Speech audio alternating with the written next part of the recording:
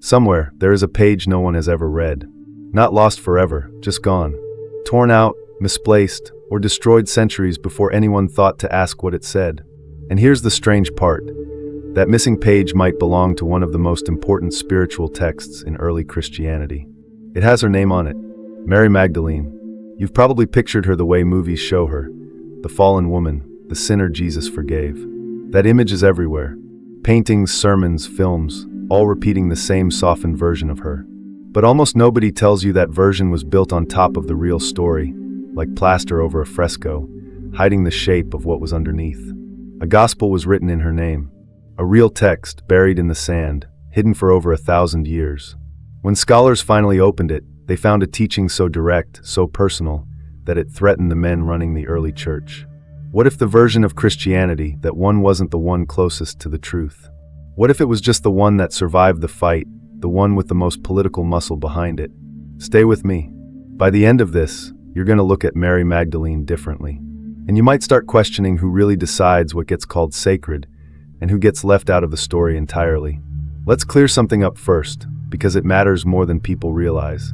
Mary Magdalene was never called a prostitute in the Bible. Not once, not in any gospel.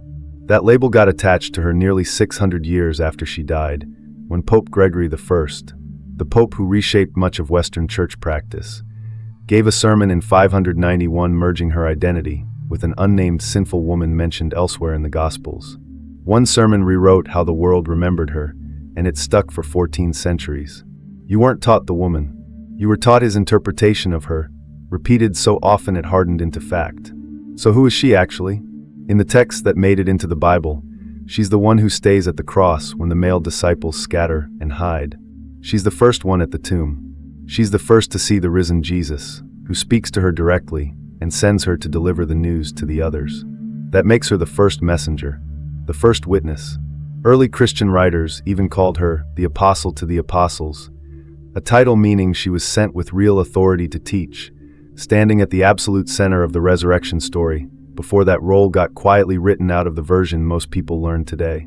I think about how much of what we call history is really just what got repeated the loudest by the people with the most to gain from repeating it. Mary Magdalene didn't lose her story because it was untrue. She lost it because someone else's version was more useful, more convenient, easier to control. And that's before we even reach the gospel that carries her name. Cairo, 1896.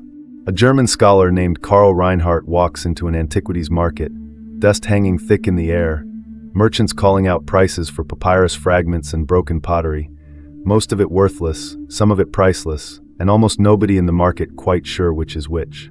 He's offered a book. Not a scroll, an actual bound book, its papyrus pages brittle and yellowed, some of them missing entirely. He doesn't know it yet, but he's holding a 5th century copy of a much older text, one that had been copied and recopied for generations by people trying to keep an idea alive long after it had fallen out of official favor. He buys it, and then it simply sits for years. Political unrest sweeps through the region. 2 world wars tear through Europe.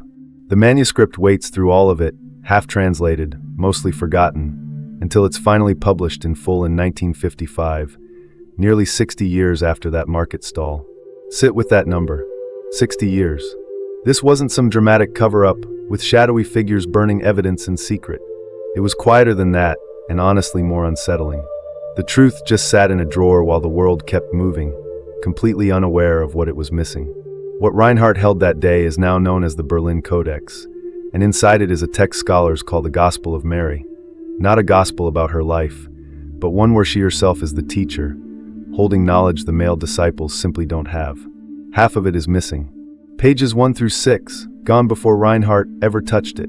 Pages 11 through 14, also gone. Nobody alive knows what filled that gap, right at what might have been the single most important turning point in the entire text. So what actually survived? The text picks up mid-conversation. The risen Jesus has just left, and the disciples sit there afraid, uncertain what comes next.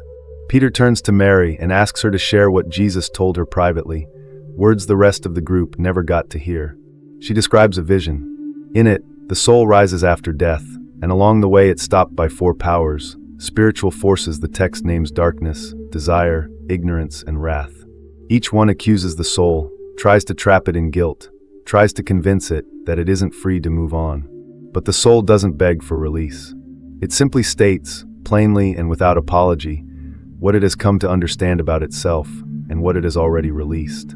With each honest answer, one more power loses its grip until the soul rises past all of them into rest. Notice what's actually happening here, because it's easy to skim past. This isn't about earning your way into heaven through good behavior. It isn't a priest granting forgiveness or a ritual unlocking the next stage. It's inner knowledge, recognizing your own nature clearly enough that fear and shame simply can't hold on to you anymore. There's a word for this kind of knowing in the early Christian world: gnosis. Not belief handed down from above. Not obedience to a set of rules. Direct, personal knowing that you can't borrow secondhand from anyone else. You either see it for yourself or you don't. That idea, that salvation comes from what you directly perceive inside yourself, not from an institution standing between you and the divine, is the quiet fuse running underneath this entire gospel. Personally, I find this teaching almost unbearably beautiful.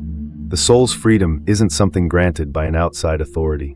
It's something remembered, something you already carry inside you, simply waiting to be seen clearly. But you can probably already guess why an idea like that made certain powerful people very nervous. Here's where it gets uncomfortable. Inside the surviving pages, we get to watch a real power struggle unfold, almost in real time. After Mary finishes describing her vision, Andrew speaks up first, saying he doesn't believe Jesus would have taught her something so strange, so different from everything they already expected. Peter goes further, asking why Jesus would speak privately to a woman instead of the men who had followed him from the very beginning. Mary weeps. She asks Peter directly if he actually thinks she's lying, if he believes she simply invented all of this on her own. Then Levi steps in and defends her, telling Peter his anger is completely out of line, and that if Jesus considered her worthy of receiving this teaching, Peter has no standing to reject her now.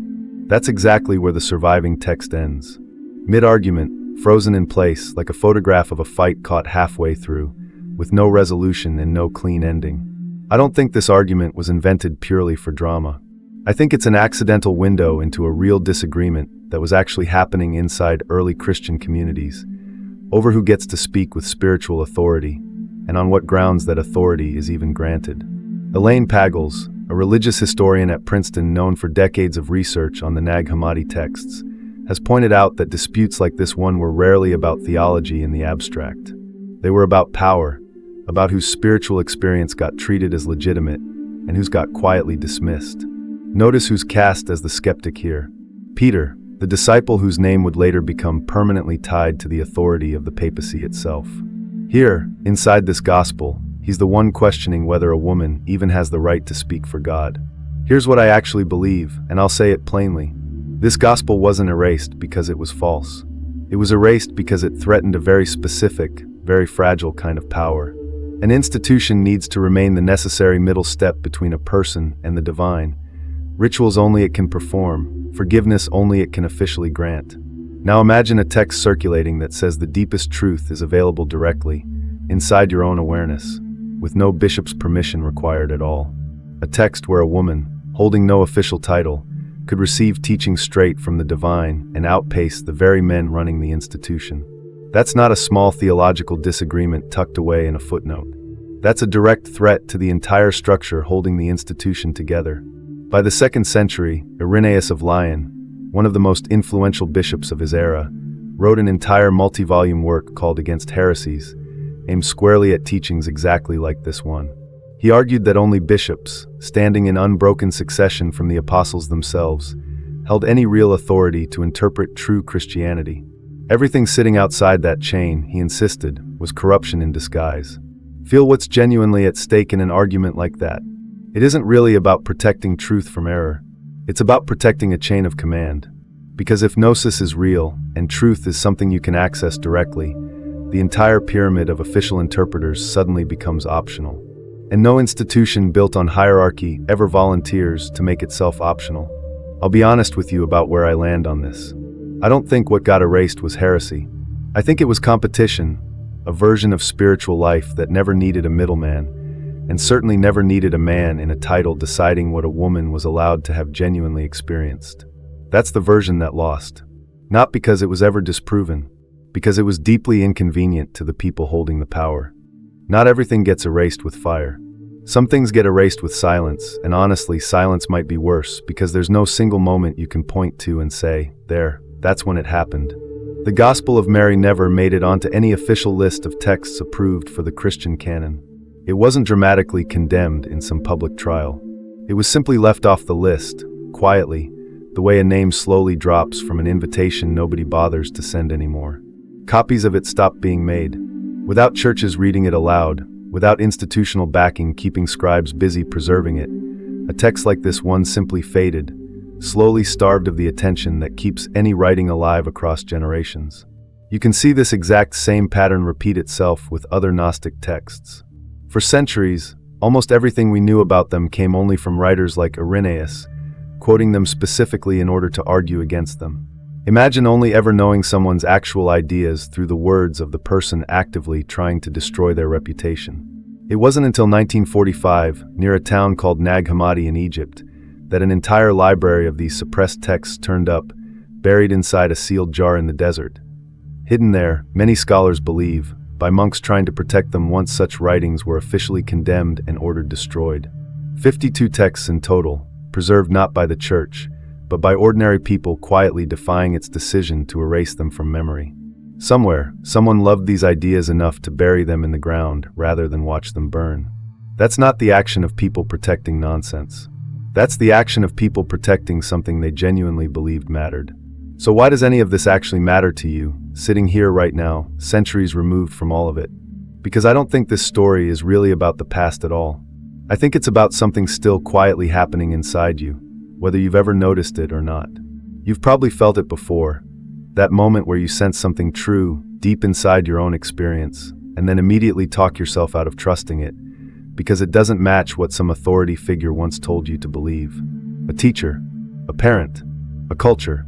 You feel the knowing arrive, clear and unmistakable, and then quietly second-guess it, because somewhere along the way you were taught that your own inner recognition simply isn't enough on its own. That's the exact tension this gospel is built around. Mary trusted what she had directly experienced. Peter needed it validated by rank, by precedent, by permission from someone above him. And honestly, I think most of us carry a little of both of them inside us at once. Here's my honest opinion, and I want to say it straight to you. I don't think gnosis actually died in the 2nd century. An institution can bury a book. It can silence the copies. It can rewrite a woman into someone smaller than she really was. But it cannot reach directly into your own inner awareness and remove your capacity to recognize truth the moment you feel it. That capacity is still yours. It always was, and it still is right now. Maybe that's the real reason this gospel unsettled people so deeply. It pointed inward and quietly said the answer was never somewhere else. It's already inside you, simply waiting to be recognized. That's a quiet kind of power, and quiet power is always the hardest kind for any institution to fully control. So the next time that flicker of inner knowing shows up, arriving before you can even explain it in words, maybe don't dismiss it quite so fast. We still don't know what was written on those missing pages.